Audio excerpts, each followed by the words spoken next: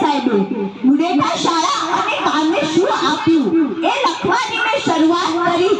તો મને ખબર ન પડી કે હું ક્યાંથી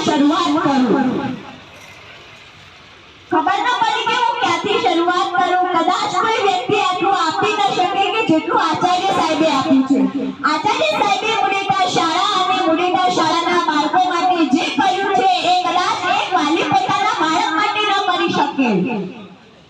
આચાર્ય સાહેબે ઈરે સાહેબનું જ્યારે નામ લઈએ છીએ ત્યારે આપણા મનમાં વાત્સલ્ય પ્રામાણિકતા અને નિષ્ઠાની સાક્ષાત મૂર્તિ પ્રગટ થાય છે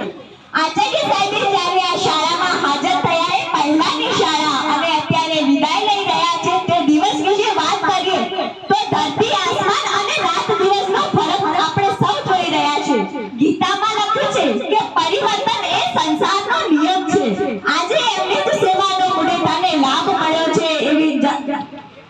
એવી જ નસીબદાર ધરતી કાંટા એમને આવકારે છે અને કદાચ એ ધરતીનું પણ કોઈ ઋણ હશે એમના માટે એટલે મારા હૃદયમાં વસેલા કદી ન ભૂલી શકું એવા અવિસ્મરણીય મારા આદરણીય વંદનીય ગુરુ શ્રી હિરેનભાઈ પુરોહિત આજે મુડેઠા સ્કૂલથી વિદાય લઈ રહ્યા છે ત્યારે મારી આંખોના બંને ખૂણા ભીના થઈ ગયા છે કારણ બીજું તો કંઈ નથી મેં સાંભળ્યું હે જનની જાણે તો ભક્ત જનતા દાતા કા સુરવીર નહીં તો રહેજે વાંજણી નત ગુમાવીશ નૂર એટલે કે જનની તું ભક્ત જન અથવા તો કોઈ દાતા અથવા તો કોઈ શૂરવીર પરંતુ પૂર્વ જન્મના કોઈ પુણ્ય હશે એટલે તેથી અમારા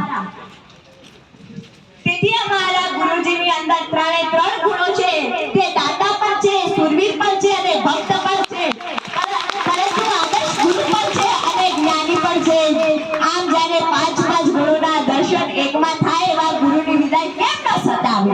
આજે ગુરુ છે મારા વિદાય લઈ અને સ્કૂલમાં જઈ રહ્યા છે ત્યારે મને કહેવામાં આવ્યું કે તમારા ગુરુજી વિશેના તમારા અનુભવો બે શબ્દમાં કહો ત્યારે મને કબીરજીની વાણી યાદ આવે છે કે સાત સમંદર के मसी करूं लेकिन करूं वन राय धरती शा कागज टोपी मेरे गुरु गुण लिख ना जाऊं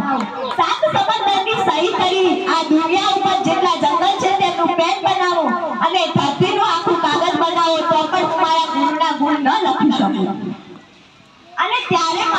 તેમના વિશે થોડા શબ્દોમાં કહેવાનું કીધું છે ત્યારે મારું અંતર ભરી આવે છે મારા ગુરુજી પાસેથી હું એટલું તો શીખી છું કે જિંદગી જન્મથી નથી મળતી જન્મથી તો અસ્તિત્વ મળે છે જિંદગી માટે જાતે જ તેનું નિર્માણ કરવું પડશે